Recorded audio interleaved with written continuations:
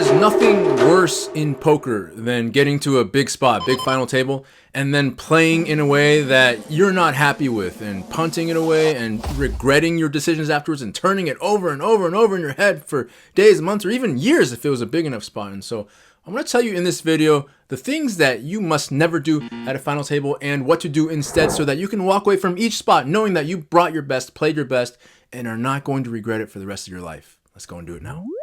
So the first thing you must never do is fall into the trap of listening to whatever everybody tells you, the mindset coaches, your friends, family who are, wishing you well. Do not listen to the stupid sayings that they give to you. And do not tell these things to yourself either, like, oh, just play one hand at a time. Oh, just act like you've been there before. This is just like any other game.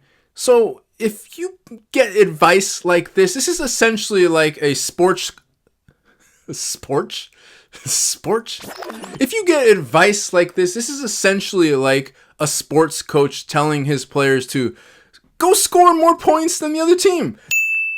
That's how we're going to win, because the things that are being given to you as advice in this way, like, just play one hand at a time, that's not a thing that means anything. You have no control over what that means or what that experience is going to be like. And so that's just empty calories. And I get it. They're trying to help you to feel better, to help create the same level of performance that got you to the final table. But that's not how it's done. The way it's done is to understand that it is different. This is a big opportunity. With big opportunity, there's big emotions. And so the way through is not to ignore all that, but to lean into all of it instead. Second, you got to make sure you don't try and play anybody's game in terms of how you think they would play the spot. So when you get into the spot, if you start thinking about like, oh, how would my friend play this? Or what would the solver do? Or what would my coach say? Or what are all the people watching? What are they going to think? What would I do that could make all of those people approve?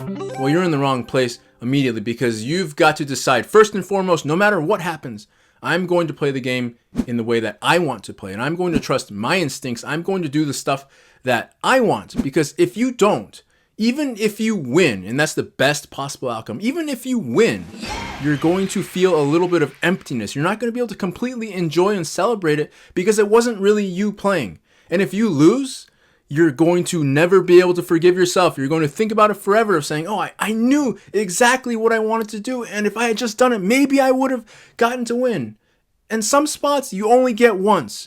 So if you're only going to get that one spot, you better make sure that it's you playing and not you trying to appease anybody else or trying to pretend you are anybody else. You're the one that got yourself here.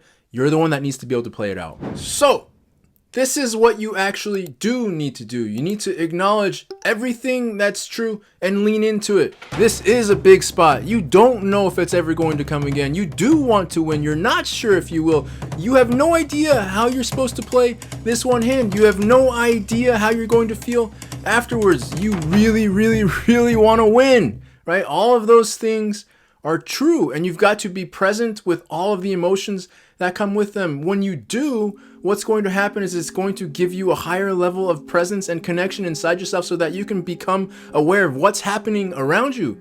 You'll be able to actually notice what's happening in real time and make adjustments to it so that you can trust your instincts, so that you can see openings, so that you can play your best game. You fail to do these things, you become this like automated, robotic, autopiloted version of yourself that's holding back. And that's the version of yourself that you're never going to be able to forgive yourself for letting play in the biggest moments of your life.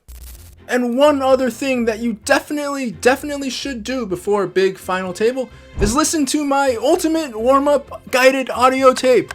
You know why? Because I've got clients who have been playing poker for 10 years, who have tens of millions of dollars in lifetime winnings, and they use this over anything else that they've come across in their careers. People tell me that they use this warm-up and they won a tournament like the first time they did it. They used the warm-up and they felt completely different than they ever had before. I had a client who used this warm-up and then he called me and he said, "You're giving this away for free?" So yes, it is free, only when you join my daily email newsletter at pokerwithpresence.com. Come join up here so that you get the best stuff for yourself in the biggest moments of your life.